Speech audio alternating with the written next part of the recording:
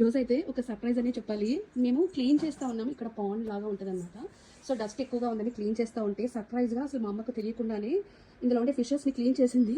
But చూడండి ఎన్ని fishes పిల్లల్ని పెట్టేశాయి. చూసారా, చాలా ఫిషెస్ అయితే పిల్లల్ని పెట్టేస్తున్నాయి. మా అమ్మకు తెలియకుండా క్లీన్ చేసేసింది. చాలా కూడా చచ్చిపోయినాయి.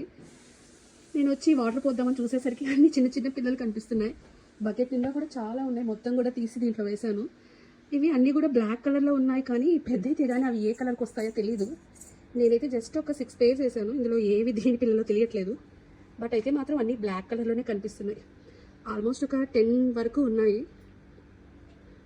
సో మొత్తానికైతే హ్యాపీగా మా ఇంట్లో చేపలు పిల్లల్ని పెట్టేశాయి. ఇంకా కొన్ని అయితే చనిపోయి కూడా ఉన్నాయి. పాపం అనిపించింది. తెలుసుంటే జాగ్రత్తగా తీసా. ఇది బతికే ఉంది, జింగ్ అని ఎగురుతుంది. చోచ తింటావా బుజ్జి బుజ్జి చేపపిల్లలు వద్దులే. సో మొత్తానికైతే హ్యాపీ, మా ఇంట్లో పిల్లలు పెట్టేసి చేపపిల్లలు.